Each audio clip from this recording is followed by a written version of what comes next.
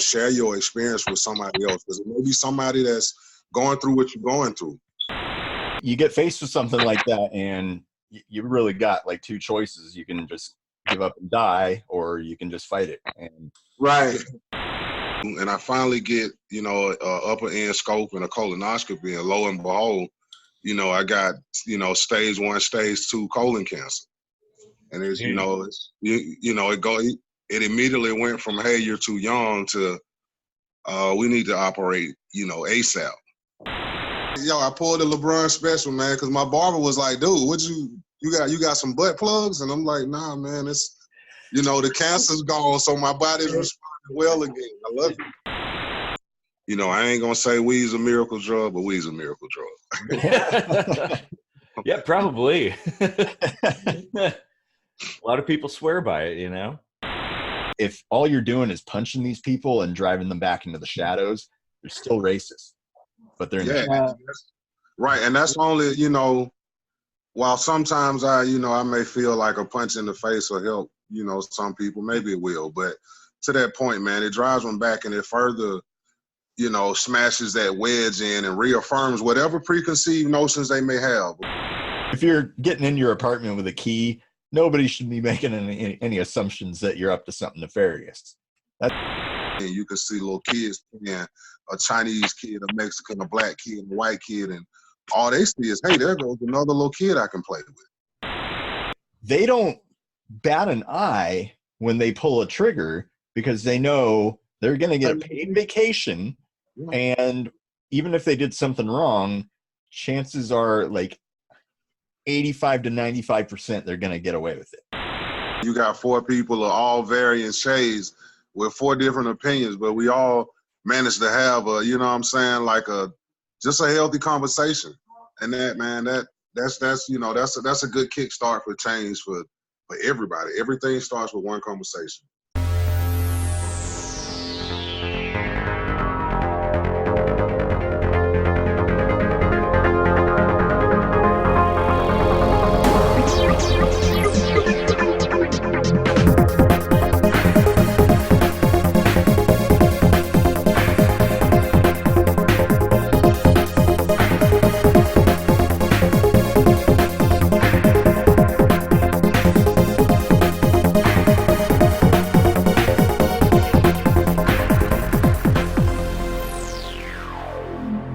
Okay, everybody, welcome to another Kitchen Sink Microscopy. I'm Eric Rosenblatt. And I'm Casey Rochford, and we'd love it if you'd like, share, and subscribe, and hang out to the end for some awesome music. And we would like to welcome 2 guests today. We're welcoming back to the show our friend Godly Mindstate. And what's good? And what's up, everybody? Brought a friend along. Go ahead and introduce your friend for us. Well, this is actually a real brother of mine, true close life friend of mine. This is Uncle Tip from Tip Talks. So you guys make sure you check him out, and he can speak though. What's up, Tip? What's good with you, bro? How you doing? How you doing, family, man? It's your boy Tip here, man. Uncle Tip. Y'all check my channel out, Tip Talks, man. I'm kind of vlogging my journey and my battle back from colon cancer at stage 2. I'm a survivor, and I'm just, kind of bring awareness to men, black men in particular, but all men.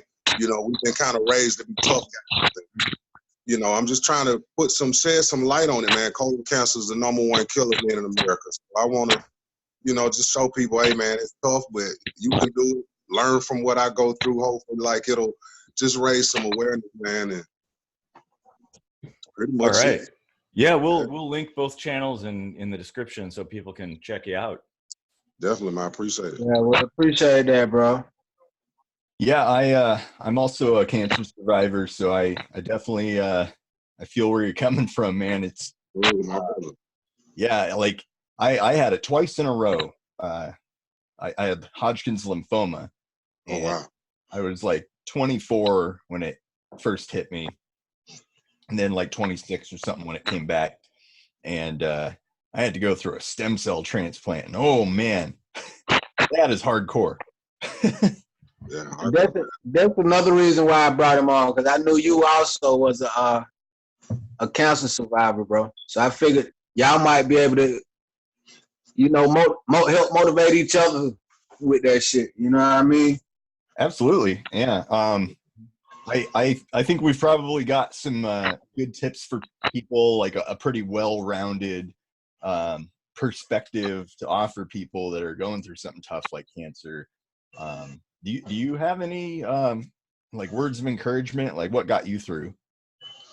Me, man, really for me, it was a lot of, encouragement from friends, man. Because that was, there's about a week of videos I got that I've been battling about uploading just because, I went through some depression, some tough times, like not being able to do much of anything for myself, man. I'm going through some pain, but it's, persistence, having somebody to talk to, some type of outlet, and talking about it. And actually doing these videos was one of the best things, man. I had a lot of people reach out, friends and even total strangers. And, for anybody that's going through it, like for me, the best advice I could give is to, share your experience with somebody else. Because it may be somebody that's going through what you're going through. And, like I said, I had a lot of people, and that helped me, get through the days and ride out the pain. The 3 weeks where I was on just liquid diet, couldn't eat, and all of that stuff. Like he'll tell you, man, him and his wife, they came throw me in the hospital. God, I can't even imagine a straight liquid diet, bro. It was, though I know you gotta be certified to even just go through that shit like that. You gotta be a real tough guy to even. And you say you fought it twice back to back. So that even if you didn't choose that fight, it was a fight you had to fight, and you live to talk about it. So that's highly commendable to me. You know what I mean? Yep. Yeah. You get faced with something like that, and you really got like two choices. You can just give up and die, or you can just fight it. And right. Yeah. Right. And apparently both of y'all guys some fighters. Yeah. That's why I rock with y'all, cause shit, it's a fight. It's no matter what you're going through every day, you're gonna have to put up. If you don't put up no fight, it's gonna be some challenges, regardless of what the situation. If you're going to work, if you're trying to be a rapper or whatever the fuck, it's gonna be some challenges. So it's up to you if you're gonna put up a fight or if you're gonna lay down, man. That's what it all come down to. Yep. That's for sure. Yeah, I know what you mean with the liquid diet, man. I was fed through an IV for like 3 weeks as well. Yeah. Like I couldn't eat or talk or anything. Oh man. It was a mess. Man, it's as much mental as it is. I mean, for me, like looking at myself in the mirror on a daily basis, and I can physically see, the weight coming off my face. I felt like I was kind of wasted away for a minute. And then, I just kept fighting. And one day, I felt a little bit stronger. It's like, you know what? I'm going to try to eat something other than this chicken ball. Like, if it kills me or not. And, day by day, man, better. I actually had some hair come back, man. I was surprised it was here, and now it's back here. So that that's been great. Yeah, I didn't get lucky enough. Yeah, hey man, I'm telling you, I pulled the LeBron special, man, because my barber was like, "Dude, what you got some butt plugs?" And I'm like, "Nah, man, it's the cancer's gone, so my body's responding well again. I love it." Hey, this shit come back, Jack. Yeah. I used to have hair like down to my waist.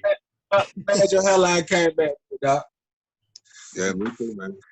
It's But I'm glad to be alive, man. Yeah, man. Yeah. It's a hard thing.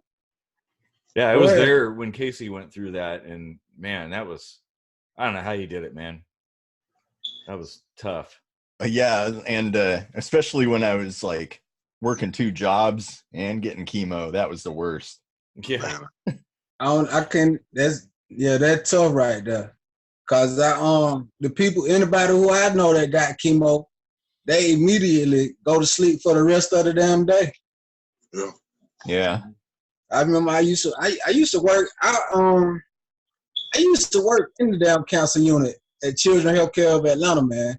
So cool. I even though I didn't physically go through it myself, just working at Children's Healthcare of Atlanta and in a hospital setting, you see a lot of shit that make you realize, like, it make you take life more serious. I should say, man. Yeah. So I definitely feel you guys. What it's scary, but I'm glad you gotta go to the doctor and take care of yourself. And that advice I need to be giving my damn self. But kind of preaching to the choir and shit.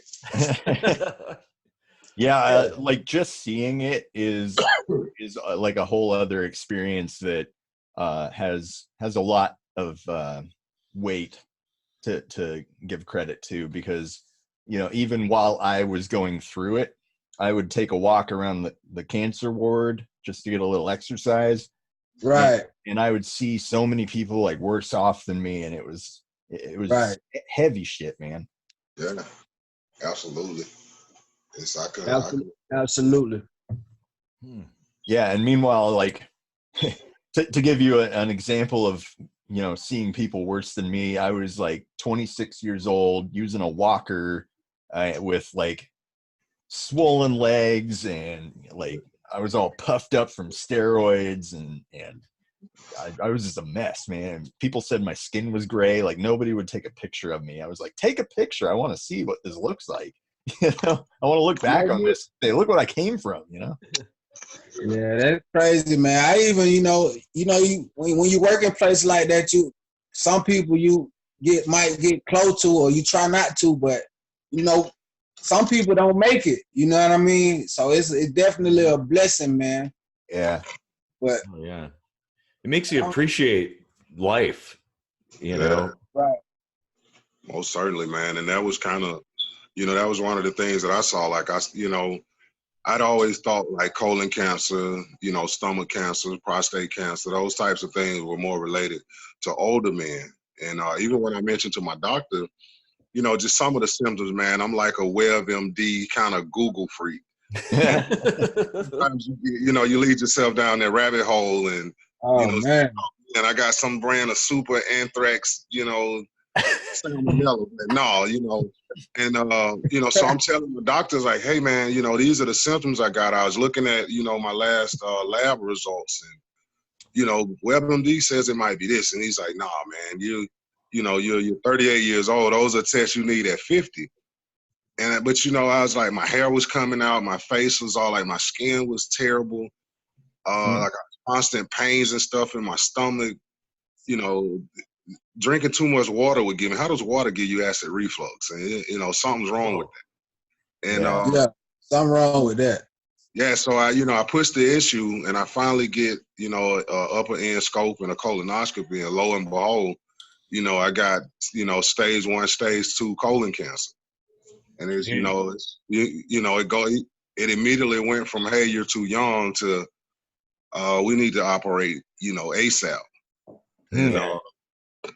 Well, my aunt died of colon cancer when she was 30. So wow. Yeah, it can hit young people for sure. Yeah, and it's one of those things, man. It'll go from like barely affecting you to deadly, like in a matter of moments, man. Like I talked to my surgeon, and like just the size of the masses they took out of my stomach, one of them was like black, you could see it, and I was running the risk of it bursting, which would have been completely terrible, because now all that stuff is spreading through my system, or even blocking, like my colon, in which case I couldn't pass a bowel movement. You'll die from that. Oh yeah. Yeah, it was, it was scary, man. But so you basically had to listen to your body and go get it checked out. Right, absolutely. And it was one of those times where, I don't really get sick. I may get one cold a year, but that's pretty much it. And you know, for me to, I just felt off, and I'm just like, you know what, I'm not gonna be a tough guy, and you Right. know, thank God I did, man, and I just, you know, Yeah. more men need to be that way, man. You know, we all sons and fathers and husbands, brothers. Like there's lots of people leaning on us to be here, and I promise you, bro. so yeah, that's it. Man, that is. I mean, I guess it's good that you're the WebMD hypochondriac effect. Right. It actually worked out in your benefit in that way and saved your life. You know. Yeah, absolutely. Say the damn thing. Yeah, I didn't. You know, I thought I had stomach cancer. I didn't, but I had colon cancer. You know, and it's all in the same, you know, that same region. So, Yeah, man. You know, here's the crazy thing, man. Is I didn't take any of the narcotic pain meds. Well, I did initially, just because it was brutal. But once I got home, you know, I realized that the pain medication were kind of causing me to be constipated. And with having my colon resection, that's completely bad. It sent me back to the ER. And, you know, my doctor told me to stop smoking weed. And I was like, yeah, whatever. And that's, you know, that's what I was doing for my pain, dude. I went back last week, you know, for my post-op. And I'm like 2 weeks ahead of recovery schedule. And it's, you know, he was expecting me to still be, you know, with my walker, my cane, and I'm not, you know, my posture's back completely upright. Like the skin's even turning color, like back to normal color. It's the craziest thing, man. You know, I ain't gonna say weed's a miracle drug, but weed's a miracle drug. Yeah, probably. A lot of people swear by it, you know. Hey man, I'm one of the believers, brother. Well, it's hard to deny what, you know, your own experience. So yeah. And I mean, big pharma's that's a whole nother conversation. Don't get me started. But big pharma's one of those things, man. Like, you know, they give you medicine for one thing that causes 3 other things that you need medicines to take care of those sides. And I'm just, I spent 10 years in my country. Science experiment long enough. I ain't doing that no more. Yeah. Mm-hmm. Yeah. I mean, all these side effects and stuff like that, and you know, use nature. You know. Exactly. Yeah, the nature remedy got a lot of people killed fucking with the pharmaceutical industry. They don't want you to use that. They don't want you to use natural remedy, bro. No, not at all. That shit. Hey man, it's more money. If it take, you know, if I can extend your life and treat you and get your money for 15, 20 years, or, you know, I can give you a treatment that'll cure you in 3 months. Like, shit, which one you think they're gonna do? You know, it's that's an easy decision for some people. And right, like ethics goes, you know, the right thing to do goes out the window when it comes to the financial thing to do. And it's, you know, it's a fucked up society we're in. Yeah. It been that way for longer than us folk people been around. It's been that way for a long time, man. That's true. We actually did a whole episode not too long ago. Uh-oh. You okay? All right, over there? My stand fell. Right, sorry, ladies and gentlemen. Everything love. What were you saying, Casey? Oh yeah. We did a whole episode on pharmaceutical pricing and how it's pretty ridiculous how high it is in America. Like, is it free in other places? Like totally free, right? Some places, right? Yeah. Like large parts of Scandinavia and you know, like the greater part of Central Europe. I think, like Germany, I think is one of them. Or it's next to free. Like it's either free or next to free. I know, like Sweden, for instance, if you're on a waiting list for an organ transplant for more than 6 months, they will fly you to a country that has that organ and pay for all of that, so you don't die. So you don't die, cause they care about their people over there, I suppose. Yeah, I wonder what that. They want you to live in Sweden. Yeah, there's lessons to be learned from all those places. I think, you know, maybe if we put it all together, we'd have something pretty cool. You know, I agree, man. I don't know what kind of society this America is, man, but that's why I get on here and talk. I don't know how much shit I can change from getting on YouTube and talking, but all I'm really trying to do is provoke somebody to think about some of this shit what they present to you, man, and analyze it for what it really is. You don't got to feel like I feel about this shit, but just at least try to see if they telling you the truth or not about some of this shit. right? Yeah, that's what I love about your channel is you kind of present a bunch of different sides of things and don't necessarily make a hard judgment about it and just sort of your thoughts about things. It's great. It's good. And I think you could definitely make a difference. You probably are, I think, more than you realize. Well, here's the thing. I was just thinking about this today. Like, there's a lot of people. So there's all these neo-Nazis out right now. And I've got a lot of friends on Facebook that are in this punch a Nazi crowd.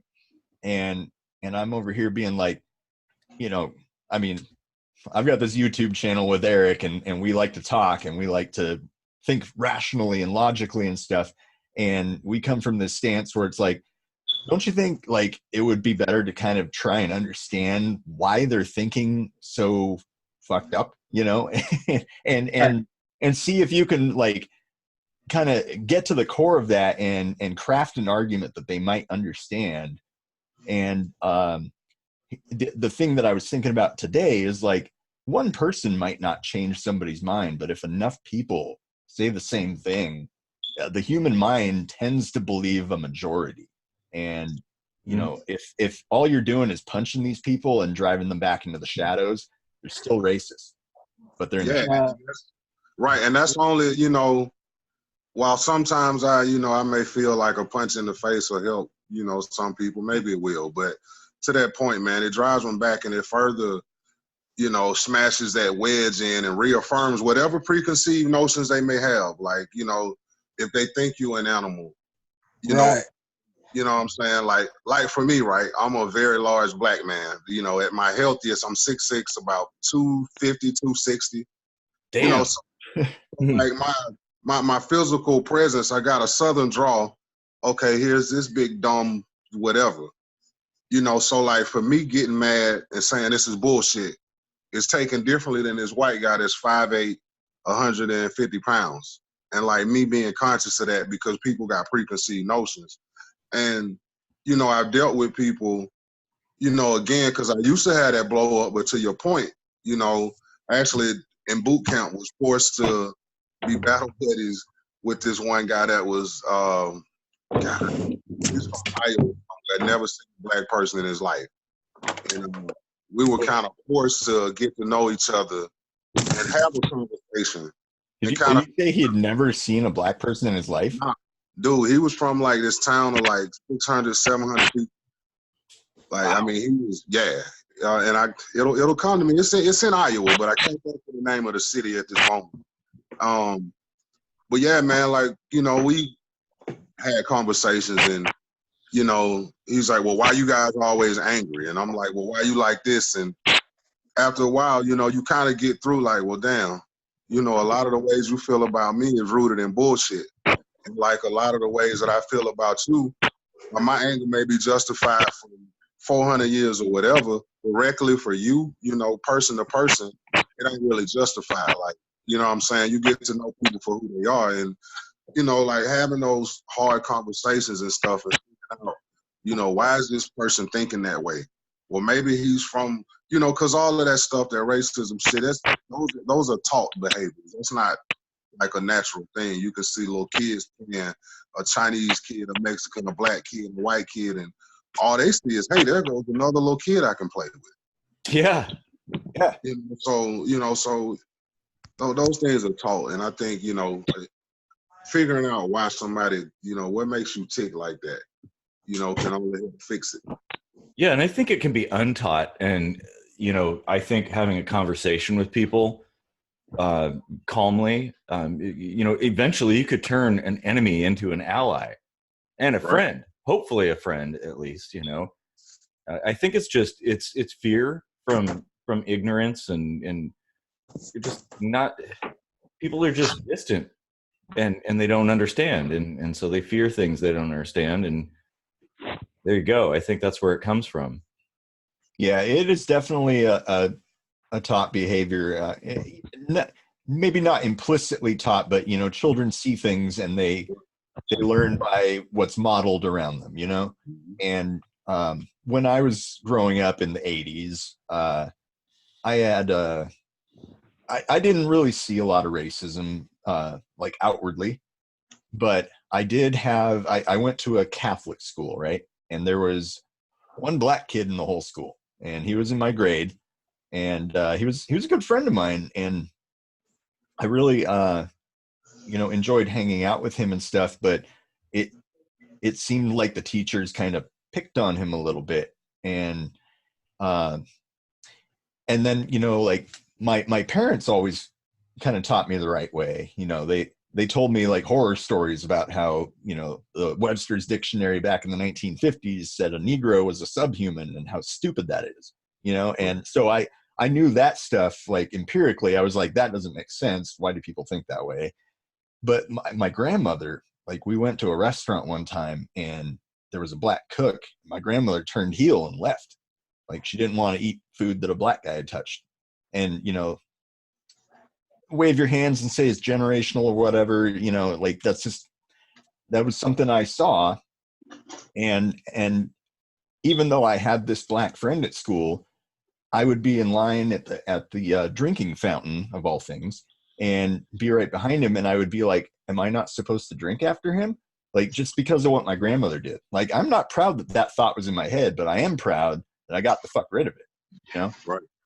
Right. But see what you're touching on, and that lets you know that's a confirmation that how systematic oppression is and how it's passed down from generation to generation without you even knowing you participating in this system. You a whole product. I ain't talking about you. I'm just saying somebody who don't know what the fuck going on. You've been passed down a whole fucked up system that's just a part of you now. So it's only right to you, and that's what made the dominant society, and that's why it goes so hard against white supremacy, because if you don't fight hard against it, it's I don't know, man. I don't know. It's very, very in the bloodstream of America, though, man. Yeah, it is. You know what I mean? That's how there's a history of it, I think. Yeah. There's a history of it, man. Mm-hmm. Yeah, and I don't really know why that is, but I kind of suspect it's because it is a land full of people from other places. Like, you don't see a lot of that in other countries. But right. You see it here in America for sure. That it is truly a melting pot, and that's a great thing. But there's a minority of thought that thinks it's not a great thing. Is the comment, the whole go back to where you came from? Well, it's like shit that applies to everybody, except for the native. You want to go back to where you came from? Well, let's start. Let's take all the Europeans, let's take all the Africans, let's take all the everybody. And just go back to where they came from. Like, people, that's the whole misconception. Like, we're a melting pot. The country was built on immigrants getting away from, fucked up colonial rule and shit. And then, even the natives actually came over across, the bridge up in the Russia, Alaska area. I forget what it's called, but like they're from, like the Euro-India or Euro-Asian area. They share genes with people like in Greece, Right. Like 23andMe will show like Native American blood in a guy that was born in Greece and raised in Greece, and So when everybody start packing up and leaving, a lot of people just need to go back where they came from. Mm-hmm.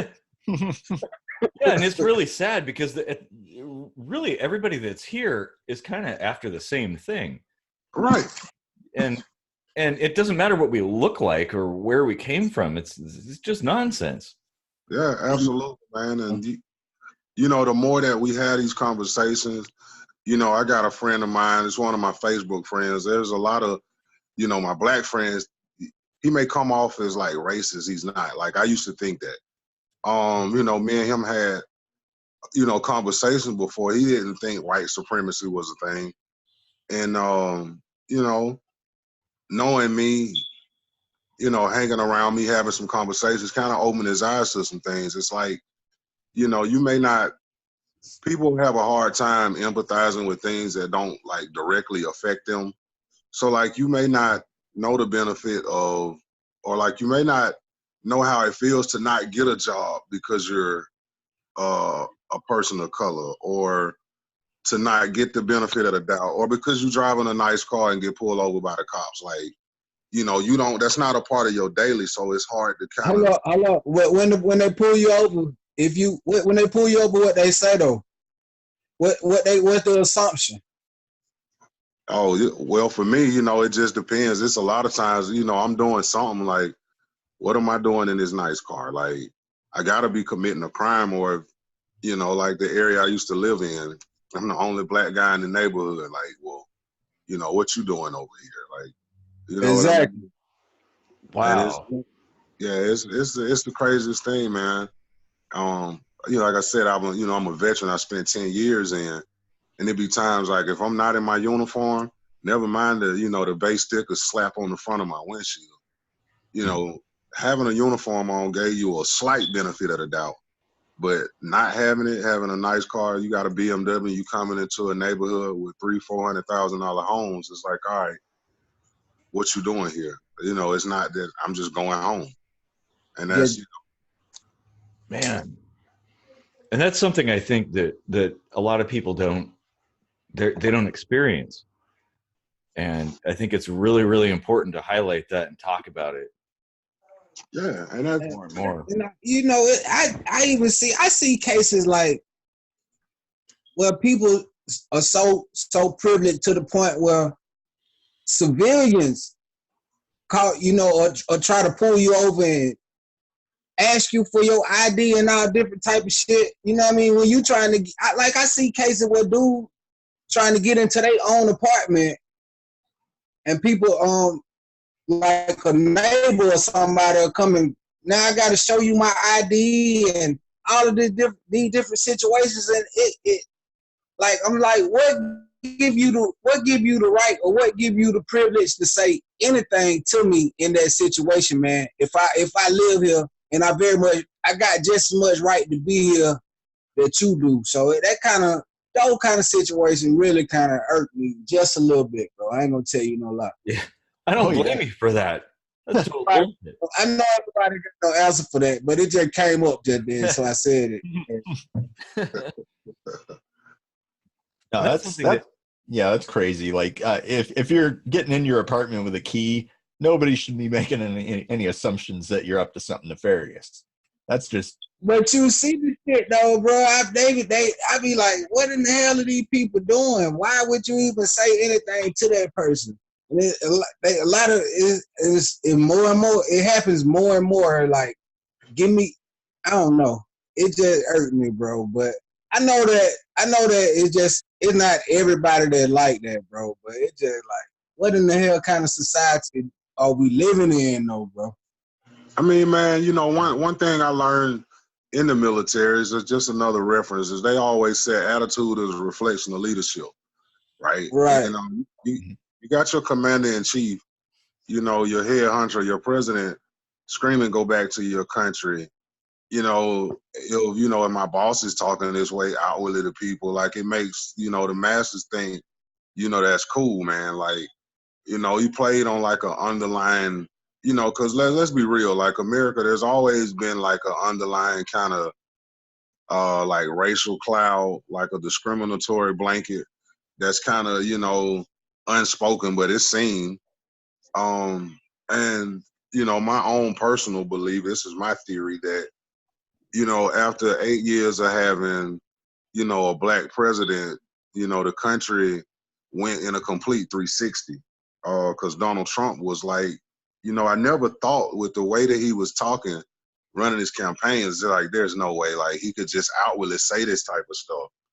But, you know, he gets elected by the majority. And more you see people start to, you know, act out on these kind of, thoughts that were in the back of their mind, like, you see your president tweeting and saying this type of stuff, man. And it's just more and more like people seem comfortable, man. And it's kind of, it's 2019, almost 2020. Why the hell are we reverting back, to the 60s? Like, what the heck is wrong with society?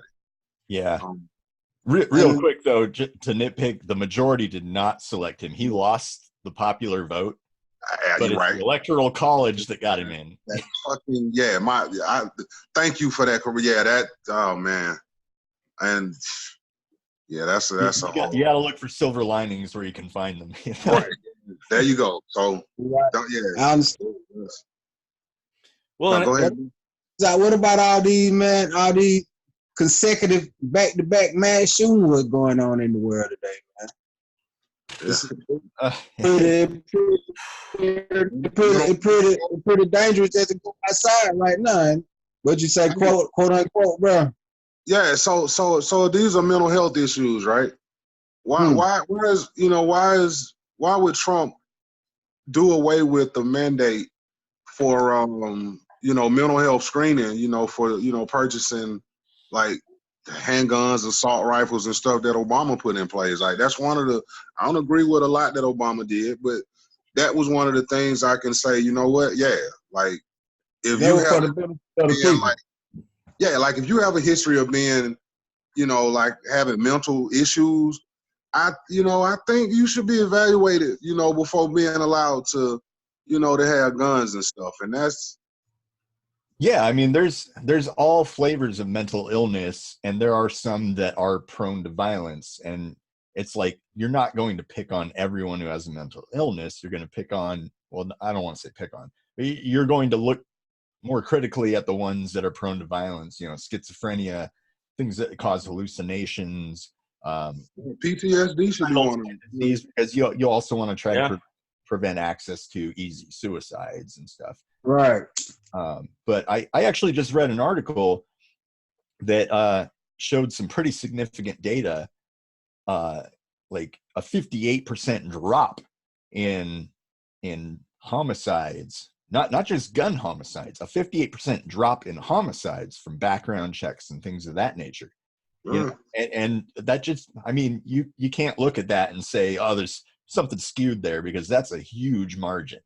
Like, yeah, that's a big drop right there. Yeah. There has to be some type of filter, right?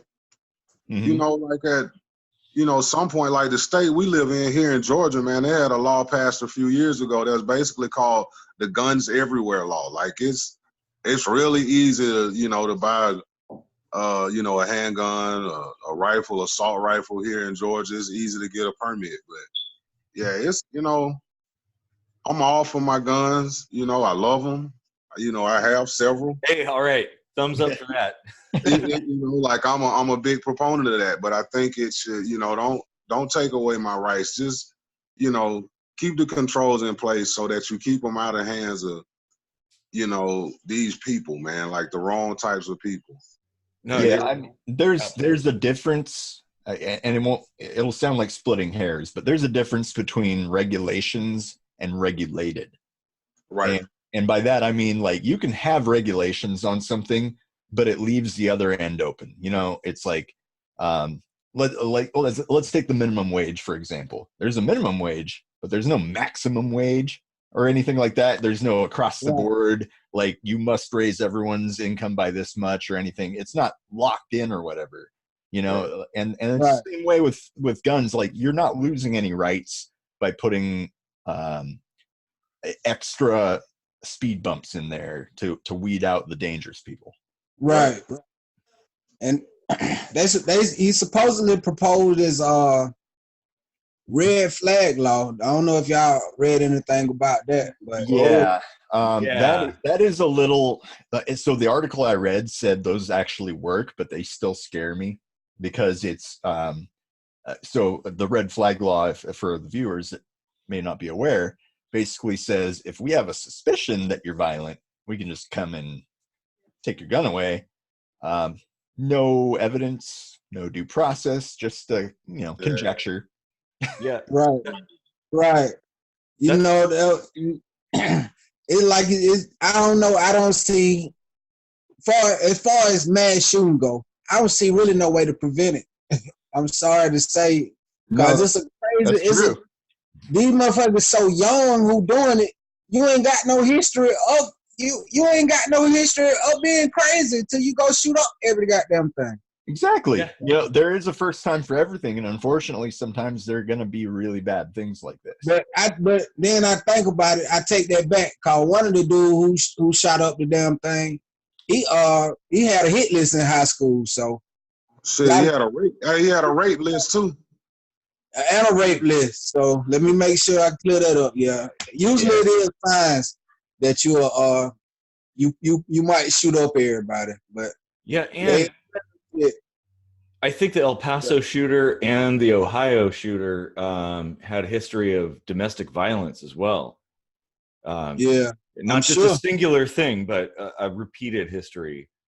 Right. So, you know, those could be key indicators. But I kind of agree that the red flag laws have some potential pitfalls that really do worry me, because they are really, really open-ended and kind of arbitrary, and there is no due process. It's just hearsay.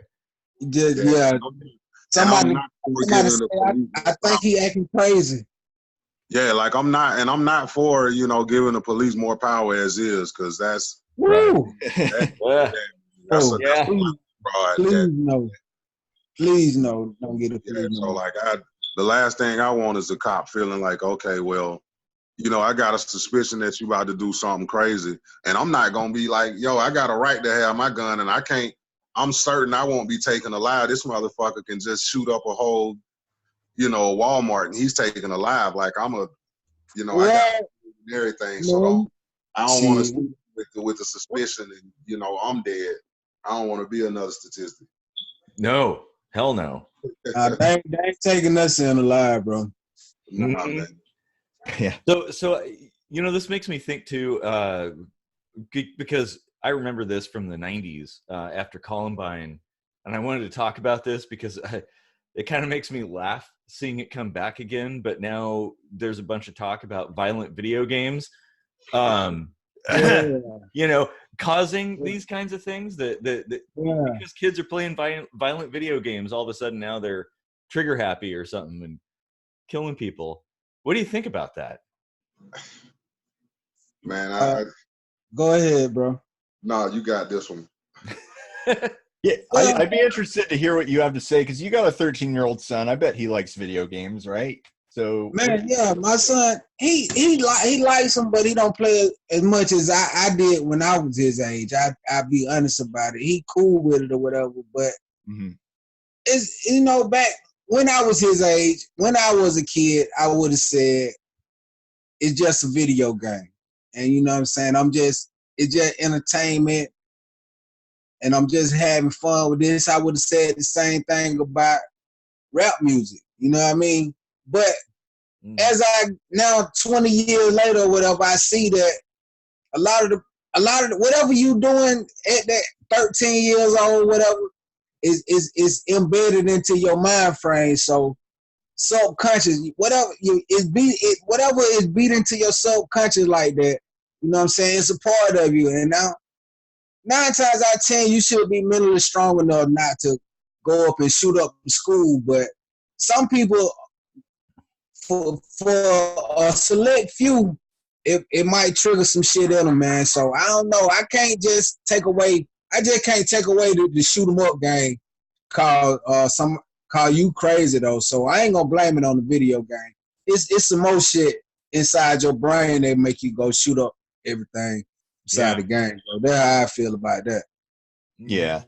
I mean, I know we just got done saying that you know, when you're growing up, things that are modeled around you kind of shape you. But I think unless you've got a real serious mental issue, you can delineate reality from a video game.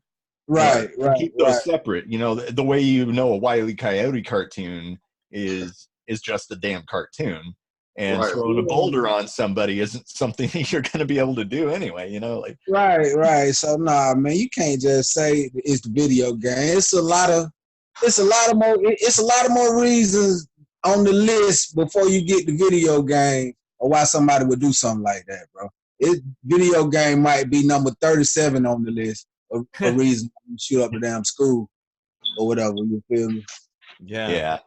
And I don't know that, I haven't looked into this, but I don't know that there's any data, whatsoever to support the idea that video games have anything to do with it. I don't even know how you would determine that. You want, but you know, the people, as far as the people who doing this, man, I feel like what they feel like they doing the due diligence to their people. They doing justice to their people. They feel like they purifying the race and bettering. They feel like they doing this for the future, and they feel like they a hero.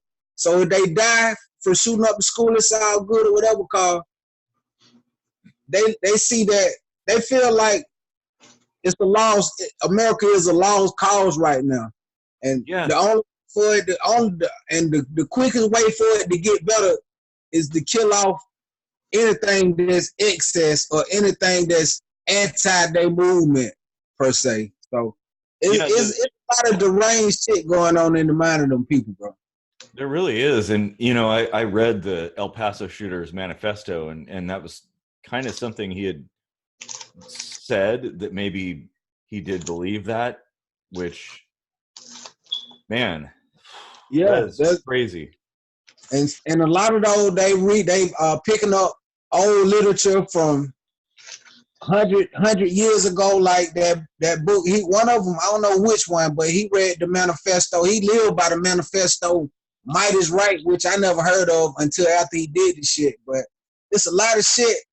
It's a lot of shit being passed down from generation to generation, that if your, like you say, y'all, you probably did get raised up with some parents that aren't racist, bro.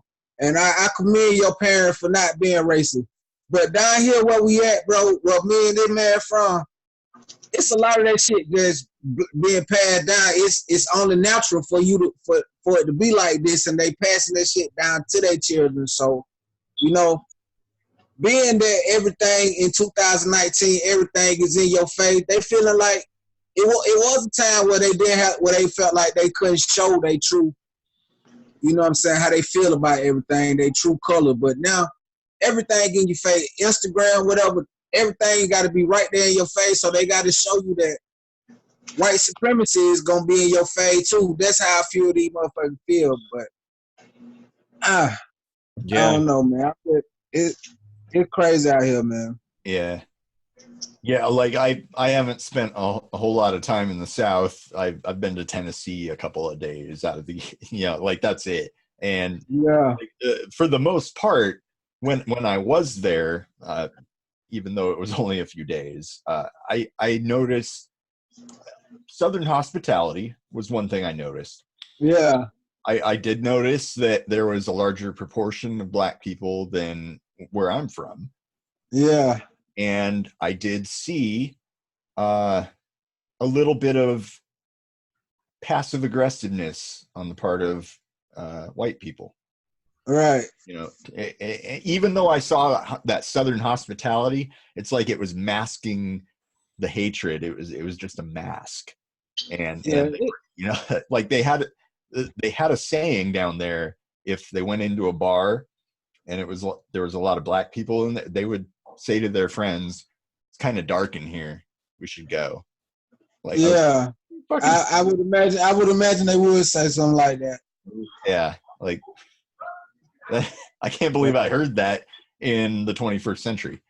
Yeah, man, it's a thing, but you know, like my man said earlier, long as we intelligent enough and strong enough to sit down and have a conversation, we can move forward and everything is, you know, come together the way it should be. But you know, it's gonna be hard it's hard for somebody to like kind of give up a system that benefits them though, you know. And so that's gonna be kind of probably one of the hardest things. Like, how do we undo that and make it fair? You know, how do you get this?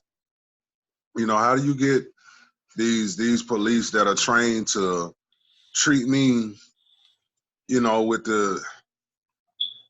like the thinnest amount of patience and the least amount of compassion. Like, how do we get them to do the opposite?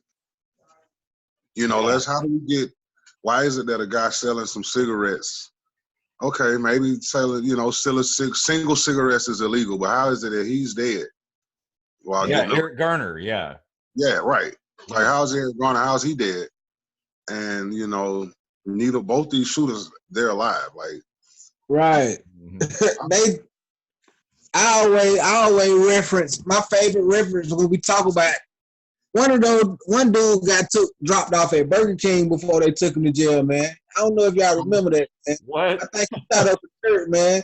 They took him. That was the Charleston shooter. I can't think of his name.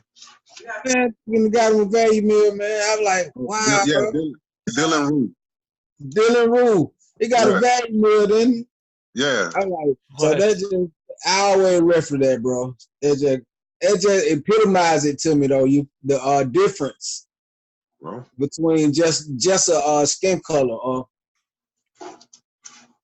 But I do want y'all guys to know, man. I ain't hung up on that shit 24 hours a day, man. But that's just my fight on YouTube, man. I'm very much a normal guy, man. I love sport. That's how men they do. We don't talk about no politics, man. We talk about the fucking NBA, the NFL, whatever. You know what I'm saying? I don't want to sit up here and act like I'm not Louis Farrakhan. I don't proclaim to be none of that shit like that now. In real life, I just feel like that my voice, that's the voice that I got that I'm gonna present to the world. But I'm very much a normal guy, man. I kick it. I'm a family man. I'm at home with my family right now, man. You know what I'm saying? I just want y'all to know I'm cool, man. I'm not no racist. I'm a fighter of racism. So, and sometimes I might come off a little bit aggressive on my video. Because the people who got to get the message, it's a message that it can't be no nice. It can't. This message can't come with no nice tone per se. Man. You know what I mean? You can't really sugarcoat it. You can't sugarcoat the message. What I try to get across to the world, man. And that's why it probably sound like that sometimes. But I'm very much I very much mean to bring love to the world, bro. So you know what I'm saying. I really want anybody who happen to see this particular moment right now to know that I mean to bring love to the world, bro. Love is a big component of me. Yeah, I totally agree. And I think if people follow your channel, they'll see that because it's pretty evident. Yeah, man. And, you know, the conversation we're having right now is really, I think, the genesis of a solution to these things. Like, more people need to do this. Yeah, and work through things and stuff.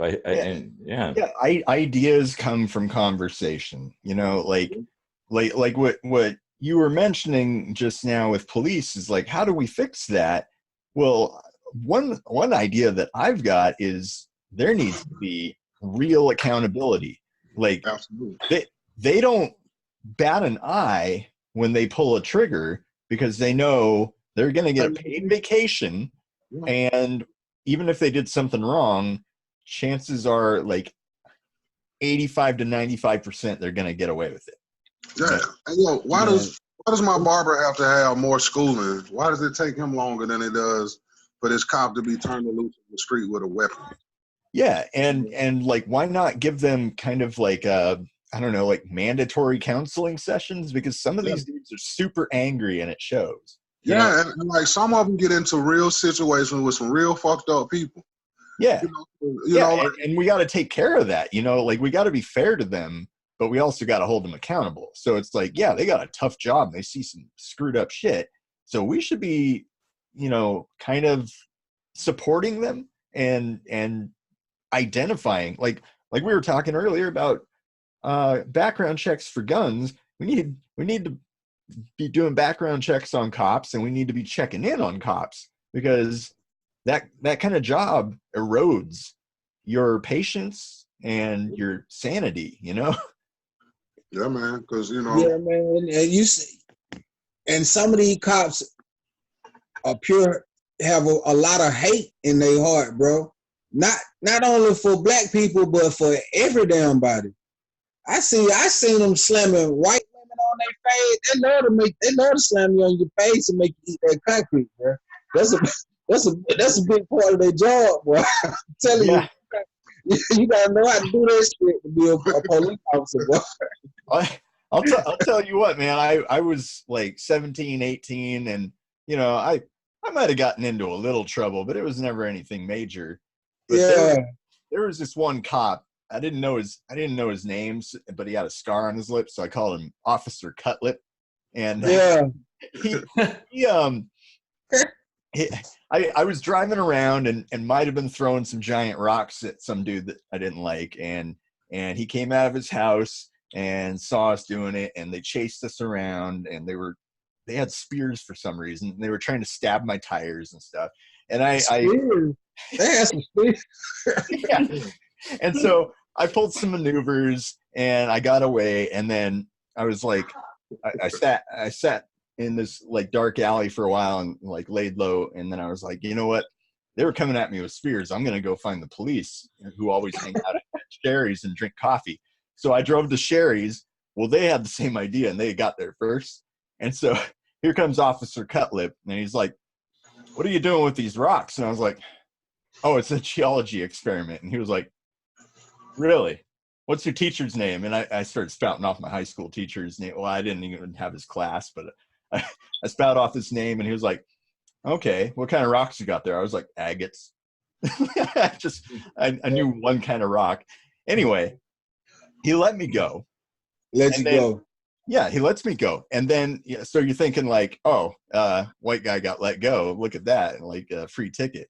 Well, I'd be driving around doing nothing, and I'd get pulled over, and it's Officer Cutlip. And he'd walk up to the window of my van, and he'd be like, Casey Rochford, and he'd spew off my home address from memory. And I was like, are you like stalking me, dude? Yeah. That was your ass after that. Just fucking with anytime he got a chance to. That sound like a good police officer. Yeah. That's one of the nuances of the job right there, see. They know how to just get at people at opportune time. Yep. Oh yeah. Well, man, this has been this conversation's gone from cancer to video games, mass shootings, and racism, and it's all tied together. Yeah. It's been a really good talk. Like, man, it's a good talk, man. We all need to start our own YouTube channel. Like, this should be a thing more often. This is great. Yeah, this is good, man. I love it. Hey, man, I'm with it, man. We could definitely do that, man. Mm-hmm. Just try to grace the world with 4 different perspectives on a lot of different situations, you know? Yeah, exactly. The more perspectives, the better. Yeah, absolutely, man. And see, man, you got 4 people of all varying shades with 4 different opinions, but we all managed to have a, you know what I'm saying, like just a healthy conversation. And that, man, that's you know, that's a good kickstart for change for everybody. Everything starts with one conversation. Absolutely. Yeah. That right there is gonna be a sound bite for sure. Totally. Oh man. Totally, dude. So for sure. Real quick, let's get a plug for you guys. You each got a YouTube channel, is that right? So you got Tip Talks, man, with Uncle Tip, man. You know, that's my channel. Come check me out, man. I'm kind of vlogging my journey, my battle through and my recovery from colon cancer. I had colon cancer surgery 30 days ago to the day. And you know, I got some new videos coming, man, but you know, check me out. Just trying to raise some awareness to all types of cancer, not just colon cancer, but that's, you know, that one's near and dear to me because that's the fight that I'm winning. So, you know, Tip Talks with Uncle Tip, man. Come check me out.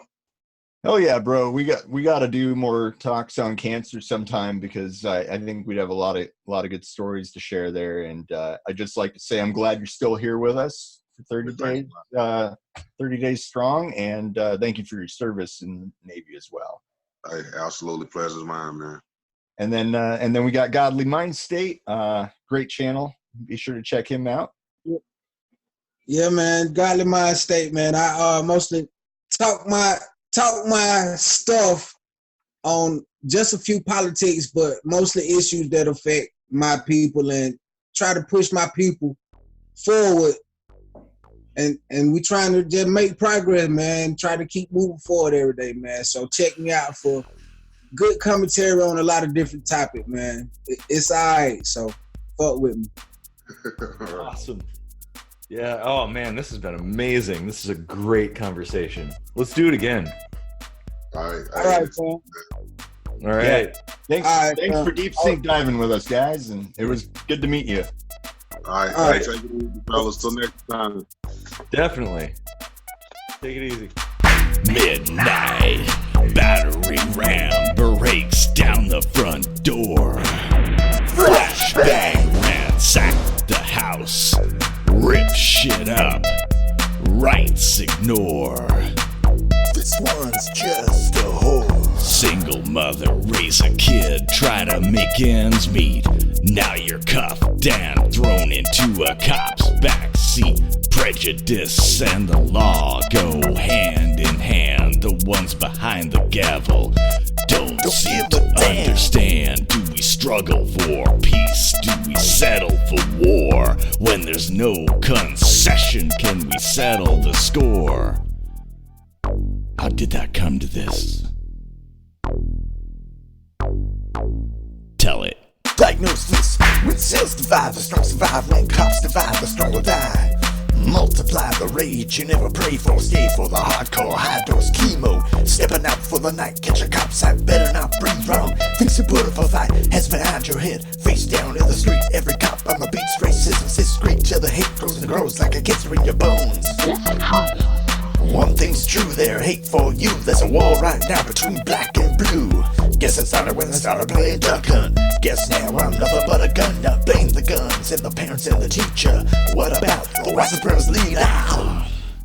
Guess what? You're fired.